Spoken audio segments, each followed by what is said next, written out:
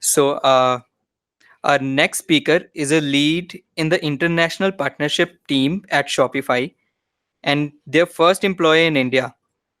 His expertise lies in e commerce platform technologies, and he has helped hundreds of small and medium businesses and take their businesses online, guiding them in the digital space. Prior to Shopify, he has worked for Google and Marjack, where he led learning and development. Presently, he mentors freelancers, agencies, young startups to grow their business on Shopify. Please welcome Mr. Varga Bakshi and from Shopify Golds. Sir, the stage is all yours. Thank you. Where can I find my presentation?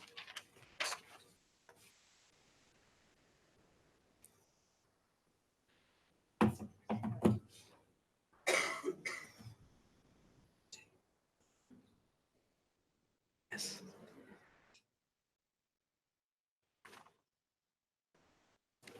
Good morning, ladies and gentlemen. My name is Varga Bakshi. I lead the small and medium business growth for Shopify India. It's a special day for me. I'm back in Google because I've done a lot of training sessions 10 years back, right in these training rooms. So it's a nice feeling.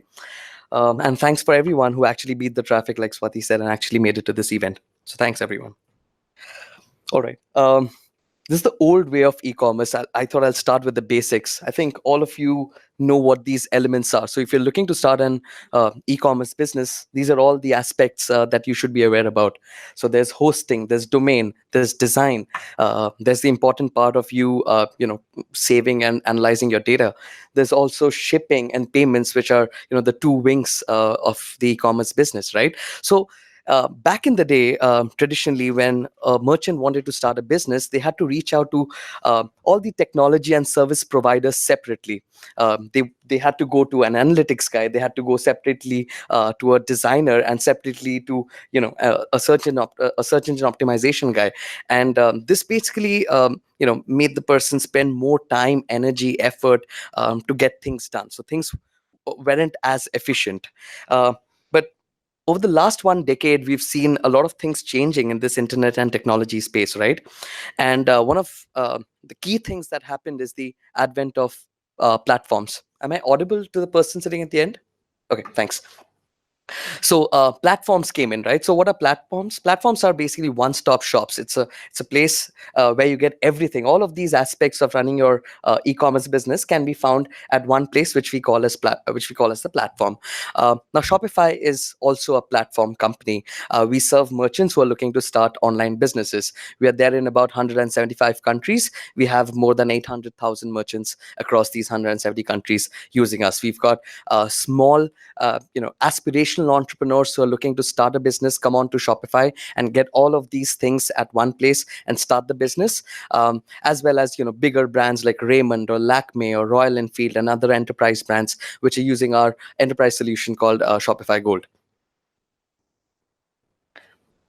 Now, the mission and vision of Shopify revolves around direct to consumer. So direct to consumer, everybody knows what direct to consumer is, I'm guessing, but at the crux of direct to consumer is that if you're a producer, the maker of the product, you would want to reach your audiences directly rather than going through a middleman.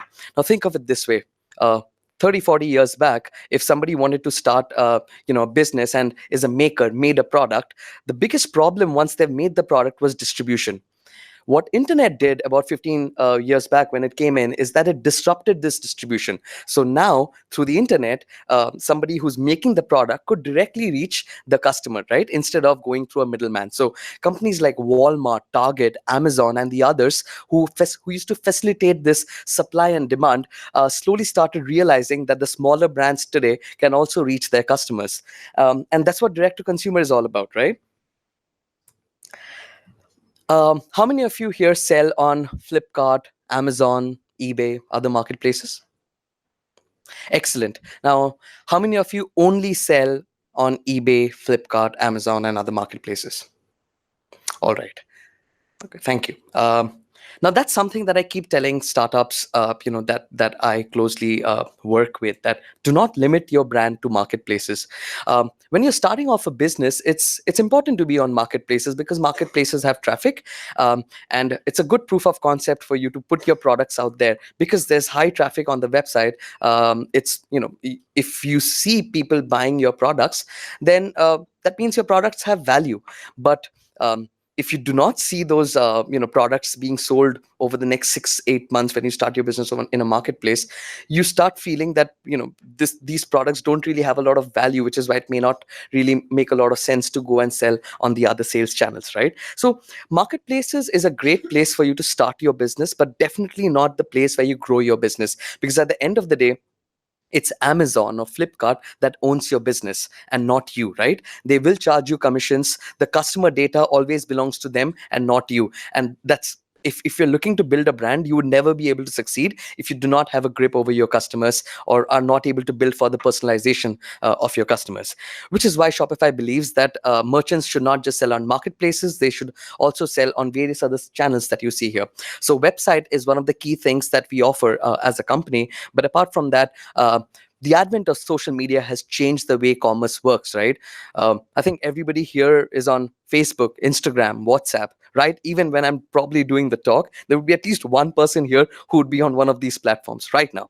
So, social media has changed the way things work. And it's important for the merchants to be where their customers are, which is why it's important that you have social media integrations, have a Facebook store, have an Instagram shopping feed, so that people are able to visualize your products. Mobile, right? So Swati spoke a lot about how we are a mobile economy, how the world is swamped by the smartphone adoption that has happened over the last decade. A lot of people think that mobile means app. That's actually not the case. So you first need to make sure that you're providing a great mobile experience on your browser. If you see, which most likely you will, if you see that a lot of traffic is coming through mobile and a lot of that traffic are actually repeat customers, it's then that you start thinking of having a mobile app, right? So but giving a mobile friendly experience, a great experience on mobile is super important for you. I saw your talk as well, where you spoke about the checkout, right? So Anshul's that particular video resonated a lot with people who are trying to buy on mobile, and a crispier, a sharper checkout experience really helps you know the merchant in terms of selling further. All right, how many of your product sellers here? All right, and how many of you sell offline? Excellent. um, and how many of you are pure play online, like just online? Okay, that's a fair number as well. So, one of the things that I tell startups today, especially the pure play startup companies, that it's good to also have an offline element to your business sometimes. So, try and do some pop up shops in malls or exhibitions and fairs, just so that you're able to see the customer, touch and feel your product, and what's the perception, of their purchase behavior. Because when they're buying the product, the reaction you see on their face, and the discussions and the bargaining thing that they do, that will actually help you understand your customer better and the personas that they are. Unless you understand your customer offline, it's sometimes very difficult to create that same experience online. What are we trying to do here, right? We're trying to get the same experience that we do offline to online. So while I understand that it can become really expensive for a brand to have, let's say, stores in a mall, or have showrooms across the country, it's totally okay for you to test your offline market by having pop-up shops and participating in exhibitions and fairs. And Shopify also happens to give these point of sale systems, which are very easy to use, and you can manage your inventory across online and offline, which is why again, the platform way of doing business is a far simpler way for brands like you to move faster. Expanding your geographic reach, right? All of the product sellers who had raised their hands, how many of you are selling internationally? That's a great number still. Most of the time I don't see them selling internationally, because domestic, the consumer economy in India is big enough, right, to go after. 65% of the population is below 35 years of age in India, and that is a massive market. The purchasing power is huge. But then in the era of internet, it's very hard to you're most likely mistaken if you think that all your customers are here. Your customers can be all over the world. They can be in Southeast Asia, they can be in Europe. In fact, a large number of Shopify India merchants sell into the western side of the world, especially US and Canada. So um, you should definitely explore into expanding your geographic reach into other countries. The most critical aspect of which would be logistics. I'll come to some other aspects of international selling as well, but there's DHL here, and you should like Shopify works with all of the companies actually that are here today and would be doing talks, whether it's DHL or Narva or Vinculum and all of the others. So you should definitely speak to DHL for your international sales. That's a very critical part of you growing internationally. I was reading this Forbes article where I saw that 57% of the respondents, said that they have already purchased from an overseas website, and these were some of the reasons, which aligns to what Swati was saying as well. So people are looking for better prices of products. So most likely, if you're buying a product from China or Southeast Asia, you would probably find a cheaper product. And there are also a lot of times, you see on Instagram when you're scrolling, you see shirts that don't get dirty, right? I was seeing this white shirt where you wear a white shirt and let's say something falls on your shirt and you basically just do that with a napkin and that shirt is clean again. So I was like, where do I get that product in India, right? So there are these new items that you keep discovering whenever you're on social media, and most likely these are websites that are operating outside of the country. So there's a lot of items that are not available in the country, and you get to discover newer interesting products. So be open to buying internationally, as well as for merchants you should definitely be open to selling internationally as well. And keep your shipping affordable. That's, I think, one of the points that you mentioned as well, because that's a very key indicator if the checkout is actually going to happen. So big learning, right? So direct to consumer brands promote creativity and capitalize on differentiation. So think of this. A buyer goes to Amazon and, like your brand, they see 10 other brands selling the same product, and the buyer is confused. And what really helps that buyer make that purchase decision? It's a story. It's a story of who you are, what your brand is, and what values you hold true. That actually, helps that purchase decision. So this is something that you would be able to do in a much better way on your website or on your app or on your social media page. And it's kind of difficult if you're trying to do it on a marketplace. So always remember that direct to consumer is totally dependent on the creativity of your products and the differentiation that you create. So be good storytellers on your website. So just coming back to international selling, I really like the multi-store approach. Instead of trying to have like one website, with like 10 different options, each catering to a certain geography, I rather, tell my merchants that they can have different stores catering to different geographies. Think of it this way. The Starbucks website that's there in Japan is very different from the Starbucks website in India versus in Europe versus in US, and that's because user experiences across geographies differ a lot. So the way somebody is maneuvering over the website to access information would be very different in Japan versus how it is in the US, and that's where I think you need to start building those local user experiences. It's not always about, of course, you do have to have a local language. So if you're selling into Germany, German becomes a critical part, of conversions, because your website has to be in German. There has to be, payment options which people in Germany are very acquainted with. But not just that, the pricing can be different for the buyers in Germany versus the buyers that you're selling to domestically, right? So have a different strategy for each of your websites that are selling internationally. In fact, it's not wrong that you start. In fact, I would say that you should try and start small. Have a proof of concept when you start selling internationally. Focus on, let's say, 2 or 3 countries in the West, see success there, get some learnings, and then scale into other regions, rather than trying to get don't be an Alexander where you want to win the world at one time. And like you see, there's an integration layer that's also possible to build on Shopify. And there anybody from Vinculum here? Oh, there you guys are. So Vinculum is a company, and there are other companies like Vinculum as well, which allows you to integrate various Shopify stores and marketplaces and manage your inventory and orders at one place. So you can speak to them and get to know how you can use both these softwares to start selling and having a one central back office kind of an experience.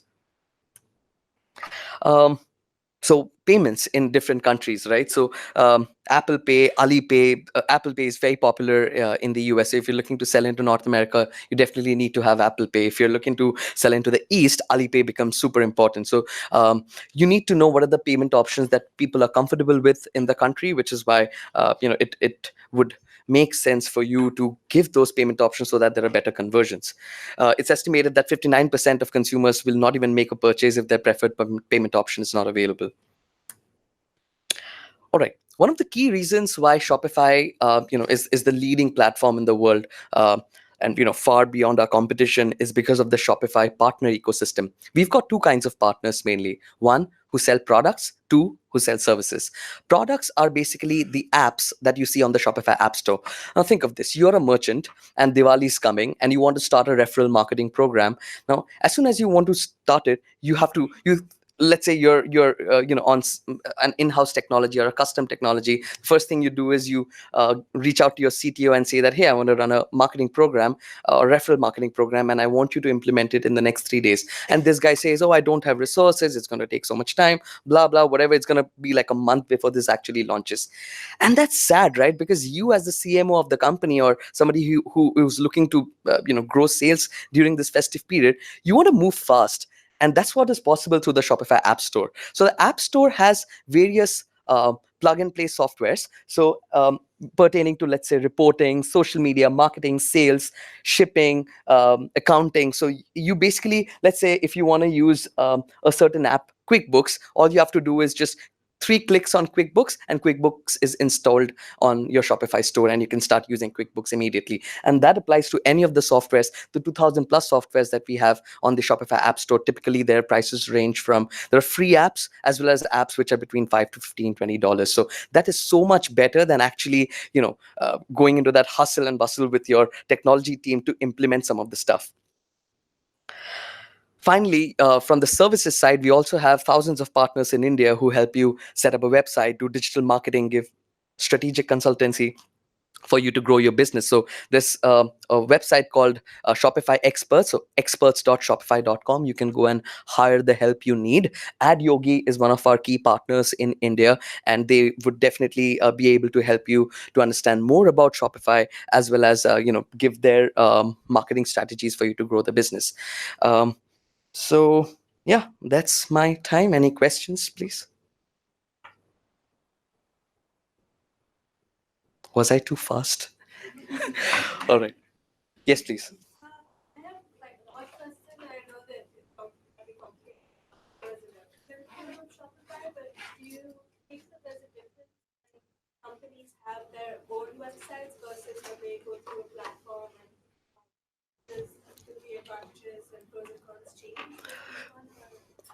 That's a great question. So I wouldn't answer this like I'm a Shopify representative, I promise.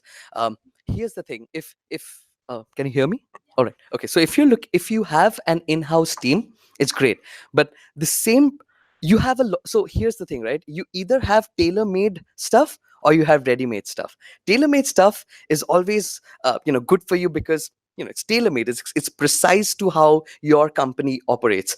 But then when it's tailor-made, it's also going to take a lot of time for you to implement stuff, which is why most of the times that we see people using custom softwares, at some point you would reach scale. When I say scale, let's say you would reach say 6 crores of sales annually. All right, now that is a certain scale.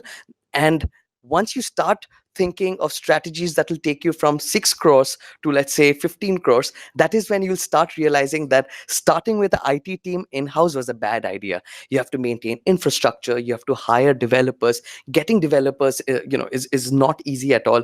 And then you're a brand, and we believe that the brand should focus on selling and not on technology. There are companies that are solving the technology, use those companies, right? So, and that's what platform is all about. So Shopify works with a Google, with a Facebook, with an AdYogi, with a Vinculum, with a Narvar. So all of these different companies are coming under one roof to solve problems for you.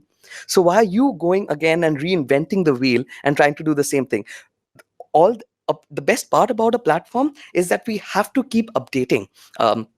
software. So if Instagram launches their Instagram store in India, we would be probably the first ones to implement it, right? Because that's what our merchants need. Now, the same thing, if you were trying to do as a custom software and you approach Instagram, they wouldn't even probably entertain you because you're too small for them. But they would entertain a big platform because we've got, lakhs of merchants, who are looking to do this. So yeah, I hope that answers the question. I just have one point to add there. Please. Just take the Yeah, mic, please. maybe.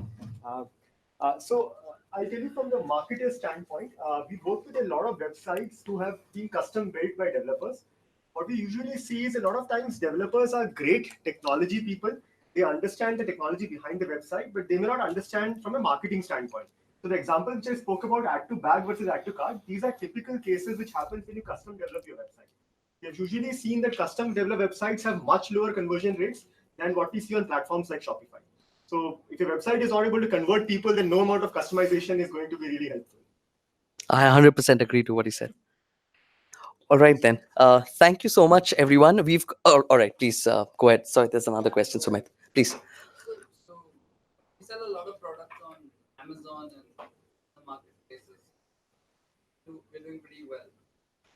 Thousands of orders every week. So we're very new to Shopify. In fact, just a couple of weeks back got my Shopify store down. So how do we're still pretty clueless now. So how do we, leverage the power of marketplace and bring them to our website and make their customers our customers? That's a great question, and I'm happy that you've started now. Um, I've seen people do something, but this session is being recorded, so those are not the right things to say on stage. But let's say somebody who sells a book sometimes puts a little bookmark inside the book which talks about their company. So there are hacks to actually tell the customer, that I'm a brand and I exist. But that's not something that Amazon or Flipkart would like. Like if they come to know of it, they can easily take off your seller access, and that's the last thing that I would want for you. I think one of the key things to do is to focus on social media. I think it's important that you start building a brand there, start building a story there, and try and exactly resonate with the kind of buyers that you think would buy from you. You need to start building the brand now, and at some point of time, those customers who are buying from you on marketplaces will also start seeing you across various other platforms as well. I think try and dig deeper into the kind of products that are actually bringing success for you over marketplaces. That's the first foot that you would put on your website. Promote those products. Make sure that it's more visual on Instagram. Start with those basic steps and you will start seeing success. Just behind you are two representatives of Shopify. You can speak to them and they can tell you more about things you can do when you're moving from a marketplace to a direct to consumer business strategy. All right. Thanks, everyone. Cheers.